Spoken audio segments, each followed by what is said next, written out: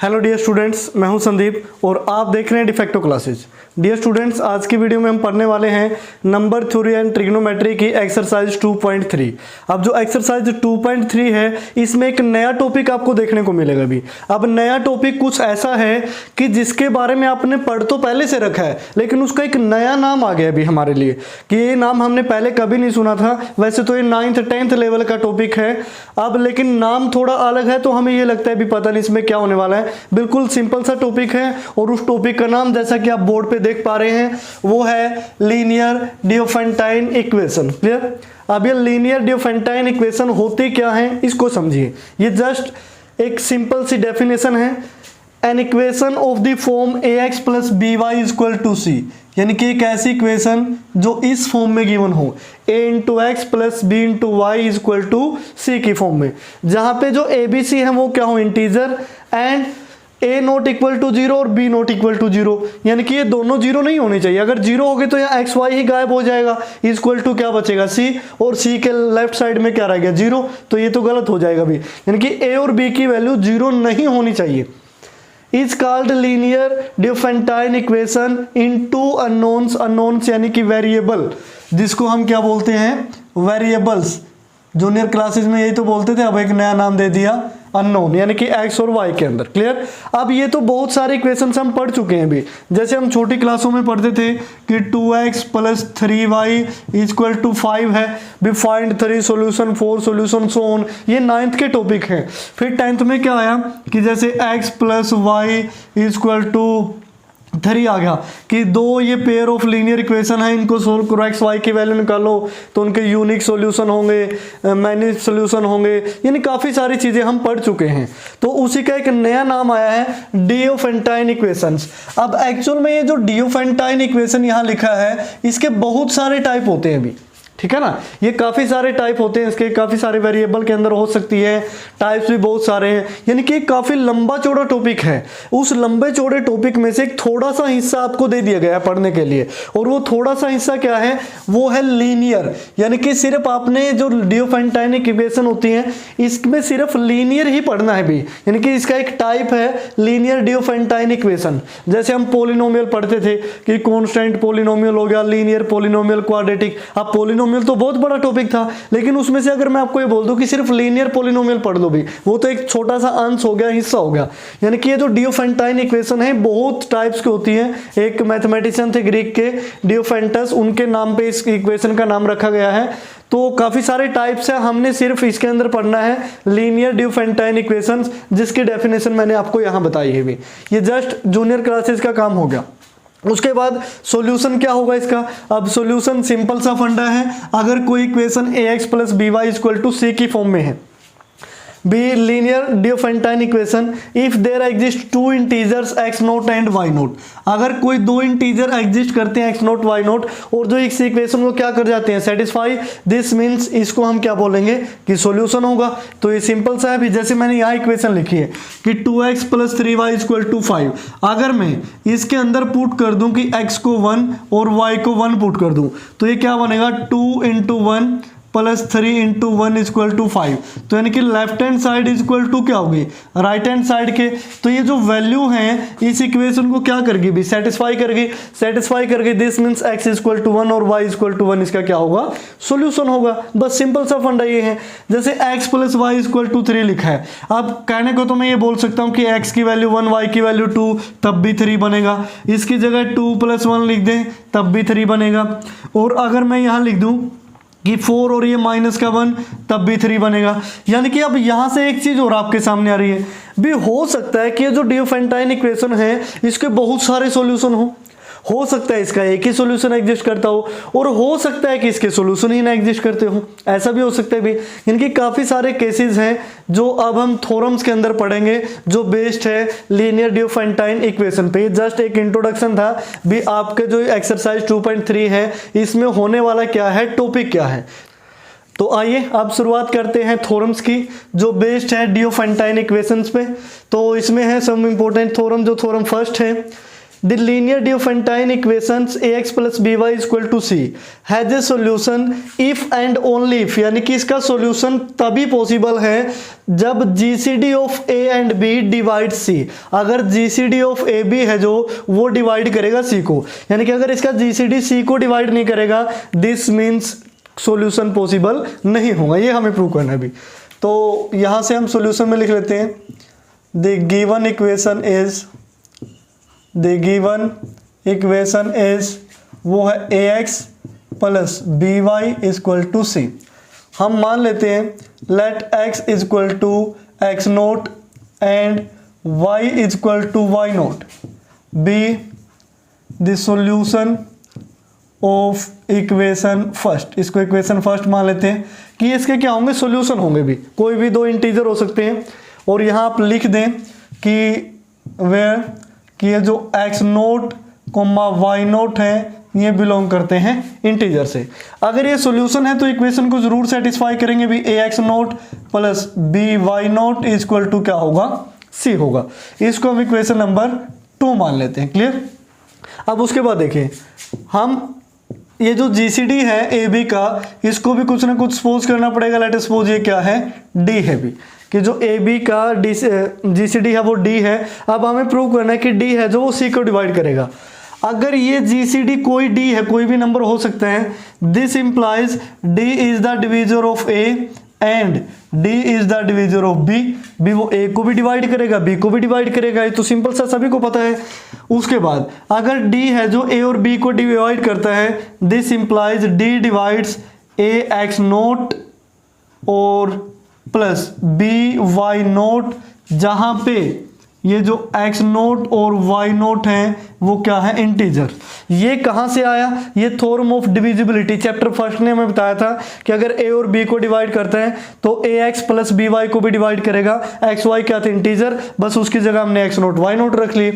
अब उसके बाद this implies d is the divisor of ax nought plus by note की वैल्यू सेकंड इक्वेशन से रखोगे तो क्या आएगा, c आएगा भी। क्लियर। तो ये हमने प्रूव कर दिया कि d है जो वो c को भी डिवाइड करेगा और d क्या था, जीसीडी ऑफ ए बी। अब अगर इसका कन्वर्ज लेके चलते हैं भी, कन्वर्ज यानी कि उल्टा। अब उल्टे में क्या होता है कि ये तो हमें गिवन है कि हम मान लेते हैं कि जो d है वो c को डिवाइड करता है, जहां पे ये जो d है वो क्या है, जीसीडी ऑफ ए बी है। क्लियर। भी जीसीडी ऑफ ए बी है, इसको डिवाइड करता है। अब हमें प्रूव करना है कि इसका सॉल्यूशन क्या होगा, एक्स नोट वाई नोट होगा। दिस मीन्स ये हमें प्रूव करना है। अब अगर डी जो सी को डिवाइड करता है, this implies c by d लिख सकता हूं मैं, और सी को सम के डी लिखा जा सकता है, जहां के बिलोंग्स करता है इंटीजर को। भी ऐसा हम लिख सकते हैं ना कि के सी होगा जो के का मल्टीपल होगा, और सॉरी डी का मल्टीपल होगा। के कोई भी इंटीजर है अगर वो डी से डिवाइड होता है। लेकिन अब ए बी का जीसीडी क्या था, डी। दिस मीन्स यहाँ कोई ऐसे नंबर एग्जिस्ट करेंगे ए पी और बी क्यू जिसकी वैल्यू क्या आती हो, डी, जहाँ पे ये जो पी कोमा क्यू है ये भी क्या हो, इंटीजर हो भी। तो कुछ ना कुछ यहाँ भी एग्जिस्ट करेगा। तो दोनों साइड हम के से मल्टीप्लाई कर देते हैं, के यहाँ भी लग गया, के यहाँ भी लग गया, और ये क्या हो गया, डी के हो गया। क्लियर। तो ये डी के हो गया। अब इसको हम इस तरीके से लिख सकते हैं कि ए इंटू के पी प्लस बी इंटू के क्यू, और डी के की वैल्यू क्या आई है, सी। दिस इंप्लाइज यहाँ पे जो के पी है और के क्यू है ये दोनों क्या होंगे, सॉल्यूशन होंगे। किसके सॉल्यूशन, गिवन इक्वेशन के। तो यानी कि इसका कन्वर्ज भी ट्रू है और ये भी ट्रू है। यानी कि इसमें गिवन क्या था, ये इक्वेशन है, इसके सॉल्यूशन तभी एग्जिस्ट करेंगे जीसीडी ऑफ ए बी अगर डिवाइड करता है सी को। लेकिन अगर कन्वर्ज में लेके चलें, अगर GCD of A B divide करता है सी को, दिस मीन्स इसके सॉल्यूशन एग्जिस्ट करेंगे। तो ये दोनों तरीके से क्या हो गया, ट्रू होगा भी। अब नेक्स्ट पे आते हैं थ्योरम नंबर सेकंड। बिल्कुल इजी सी थ्योरम है। Two integers and B are relatively prime if and only if the linear Diophantine equation ax plus B Y equal to 1 has a solution. अब ये क्या होंगे, को प्राइम होंगे। रिलेटिविटी का मीनिंग क्या होता है, को प्राइम। ठीक है ना, ए और बी को हमें को प्राइम प्रूव करना है भी। तो यहाँ से देखिए हमें जो प्रूव करना है उसको मैं स्टार्टिंग में लिख देता हूँ। वी हैव टू प्रूव कि जो जीसीडी होगा ए बी का वो हमें 1 प्रूव कर देना, तो हमारी थ्योरम ट्रू हो जाएगी। क्लियर। उसके बाद तो अब शुरुआत करते हैं। जैसे गिवन इक्वेशन है जो, ये सॉल्यूशन यहाँ से शुरू कर रहा हूँ मैं। गिवन इक्वेशन है ax plus by is equal to 1। हम मान लेते हैं कि जो ab का GCD है वो d है, वो 1 नहीं है। 1 तो हमें प्रूव करना है, लेकिन हमने तो d मान लिया, जहां d कोई भी इंटीजर हो सकता है भी। दिस इंप्लाइज d है जो वो a को भी डिवाइड करेगा, d है जो वो b को भी डिवाइड करेगा, ऐसा ही है, दोनों को डिवाइड करेगा तभी तो GCD है। This implies theorem of divisibility क्या कहती है कि d डिवाइड करेगा ax प्लस by को भी, ठीक है ना, जहां पे ये जो x एंड y हैं वो किससे बिलोंग करते हैं, इंटीजर से भी, कोई भी इंटीजर हो सकते हैं।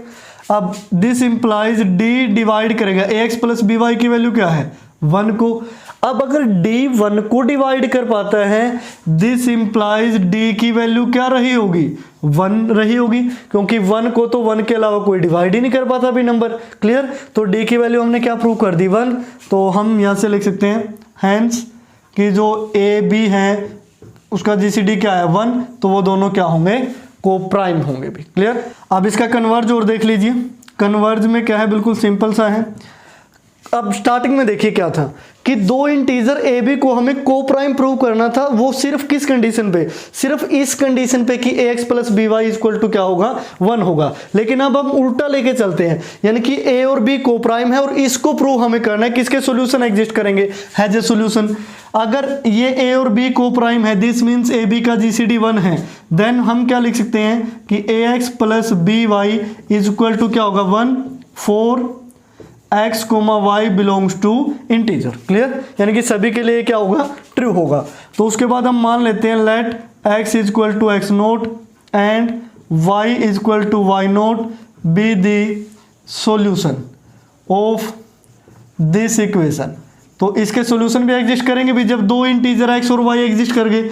This means ax nought plus B Y note is equal to 1 होगा। अब यहाँ जो x नोट है और y नोट क्या है, सॉल्यूशन। अब वो कैसे आए, क्योंकि वो इंटीजर एग्जिस्ट तो करने लग रहे हैं भी x और y, दिस मीन्स ये क्या होंगे, इसके सॉल्यूशन होंगे। बस कन्वर्ज में आपने इतना कुछ लिख देना है। कन्वर्ज में ज़्यादा कुछ नहीं, बस आपको ये उल्टे पैर चलना होता है, ये आपको पता होना चाहिए कि ऐसे उल्टे चलते जाओ, बस वहाँ से 90% तो आइडिया हो ही जाता है भी कन्वर्ज कैसे ट्रू होगा। ये थी आपकी थ्योरम नंबर 2 जो बहुत ही सिंपल सी है, एक बार देखते ही आपको समझ में आ जानी चाहिए भाई। उसके बाद नेक्स्ट देखिए जो थ्योरम नंबर 3 है भी। थ्योरम नंबर 3 क्या है, if a and b are coprimes and x is equal to x not y is equal to y not is the solution of the equation ax plus B Y equal to C. Solution भी given है, equation भी given है, और ये जो a और b है इस पे फोकस करना कि ये कोप्राइम्स हैं। Then all the solution are given by x is equal to x not plus K B, y is equal to y not minus K A, जहां k की किसी भी इंटीग्रल वैल्यू के लिए क्या होगा, ट्रू होगा। यानी कि जो सारे के सारे सॉल्यूशन हैं वो इन फॉर्म के अंदर होंगे भी। क्लियर, ये हमें प्रूव करना है। तो स्टार्टिंग में लिख लेते हैं प्रूफ के अंदर, the given equation is given equation है ax plus B Y is equal to सी। अब हम मान लेते हैं या फिर मान क्या लेते हैं, तो गिवन ही है here x is equal to x naught and y is equal to y naught is the solution of equation first. इसको हम इक्वेशन फर्स्ट मान लेते हैं।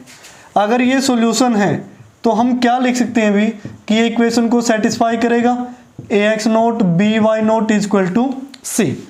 अब इसको हम इक्वेशन नंबर 2 नाम दे देते हैं। अब हमें पता करना है कि बाकी सारे सॉल्यूशन इस फॉर्म में होंगे, तो उसके लिए सॉल्यूशन एज्यूम भी करना पड़ेगा। तो मान लेते हैं let x is equal to x1 and y is equal to y1 be the other solution of equation first. तो ये इक्वेशन फर्स्ट का कोई दूसरा सॉल्यूशन हमने ले लिया। अगर ये दूसरा सॉल्यूशन है तो ये इस इक्वेशन को जरूर सेटिस्फाई करेगा। दिस मीन्स यहाँ से ax1 plus by1 is equal to क्या होगा, c होगा भी। इसको हम इक्वेशन 3 मान लेते हैं। अब उसके बाद क्या करते हैं, सब्ट्रैक्टिंग इक्वेशन 2 फ्रॉम इक्वेशन 3। ठीक है ना।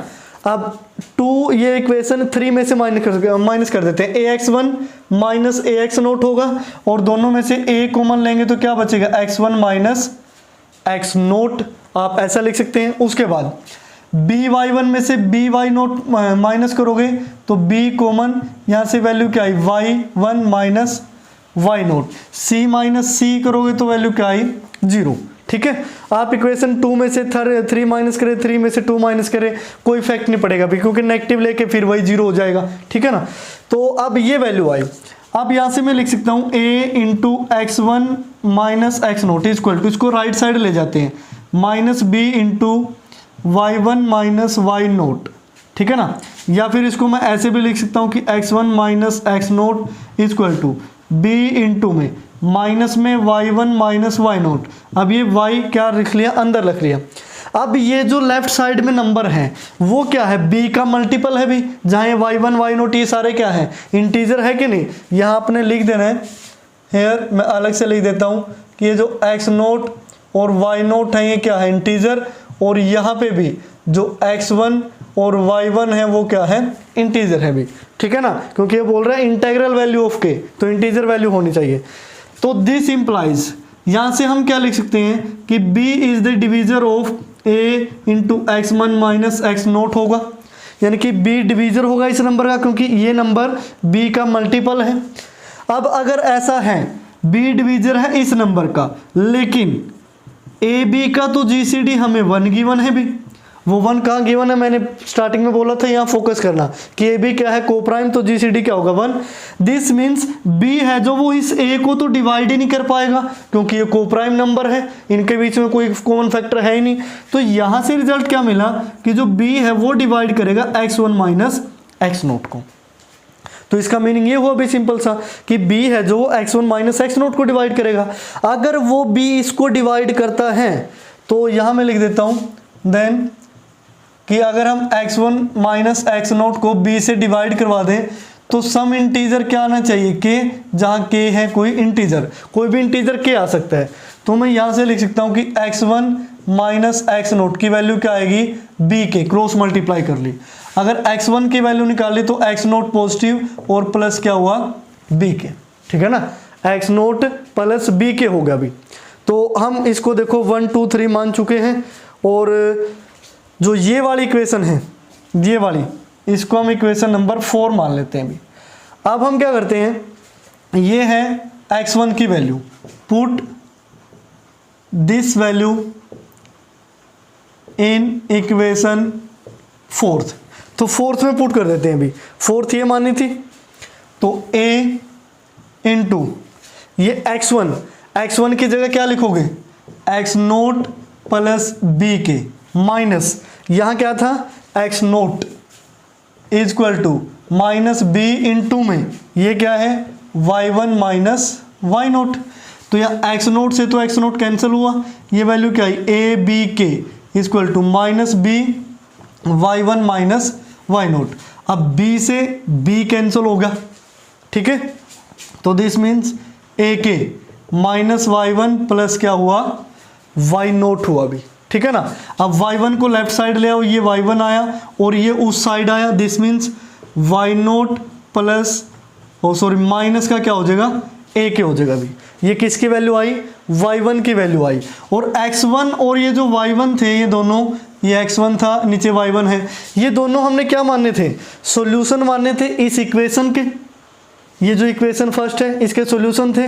अगर ये सॉल्यूशन है तो वो सेटिस्फाई भी करेंगे। अब हमें x1 और y1 की वैल्यू मिल चुकी है, तो वैल्यू पुट कर लेते हैं भी, a इंटू x1 यानी कि वैल्यू क्या आएगी, x0 प्लस b के। ठीक है ना, x0 प्लस b के, और यहाँ पे वैल्यू क्या आएगी, b से b कैंसिल हुआ, ये a के आया, प्लस y इंटू यहाँ से सॉरी b आएगा, b इंटू y1 था, तो y0 माइनस a के इक्वल टू क्या आया, c आना चाहिए अभी।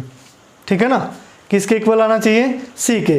अगर ये c के इक्वल आ गया तो सॉल्यूशन होगा। अभी हमने कुछ नहीं किया, सिर्फ x1 की वैल्यू यहाँ पुट कर दी और y1 की वैल्यू यहाँ पुट कर दी भी, तभी तो ये सॉल्यूशन बनेगा। अब यहाँ से देखिए, ये आया a x0 plus a b k plus B Y nought, और ये क्या बनेगा माइनस में ए बी के मल्टीप्लाई करोगे इक्वल टू सी। अब ये जो ए बी के और a b k positive negative है, ये हुआ कैंसिल, सिंपल सी बात है भी।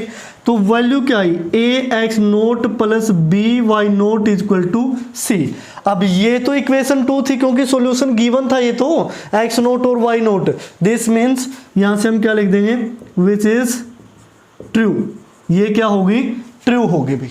यानी कि हमने दूसरा सॉल्यूशन लिया x1 और y1, यहां पुट किया, इक्वेशन से सब्ट्रैक्ट किया, तो वहां से ये सारा कुछ किया, और बाद में हमने x1 और y1 की वैल्यू निकाल दी in the terms of x not B के और y नोट ए के की फॉर्म में। यानी कि x1 y1 एक अलग ही सॉल्यूशन से हमें नहीं पता था, उनकी वैल्यू हमने निकाली उनकी टर्म्स में जो हमें गिवन थे यहाँ स्टार्टिंग में, इनकी टर्म्स में वैल्यू निकाल दी और फिर उनकी वैल्यू पुट कर दी, और वो क्या करेगी, सेटिस्फाई करेगी। दिस मीन्स तो इसके क्या होंगे, सॉल्यूशन। दिस मीन्स जो ये अनदर सॉल्यूशन है x1 और y1, देखो दोनों की फॉर्म क्या आई है, एक की फॉर्म है एक्स नोट प्लस बी के, एक की फॉर्म है वाई नोट माइनस ए के, और यही हमें प्रूव करना था कि एक्स इस फॉर्म का होगा और वाई इस फॉर्म का होगा भी। तो ये है आपकी थ्योरम नंबर 3। तो इस थ्योरम नंबर 3 के साथ ही जो एक्सरसाइज का बेसिक इंट्रोडक्शन है वो तो होता है फिनिश, क्योंकि टोटल 3 ही थ्योरम थी और एक इस जो इक्वेशन की डेफिनेशन है भी। क्लियर। तो डियर स्टूडेंट्स, आप यहाँ से इसका स्क्रीनशॉट भी ले सकते हैं, और उम्मीद करता हूँ कि आपको अच्छी तरीके से समझ में आ गई होगी, क्योंकि बिल्कुल सिंपल सी इक्वेशन है भी।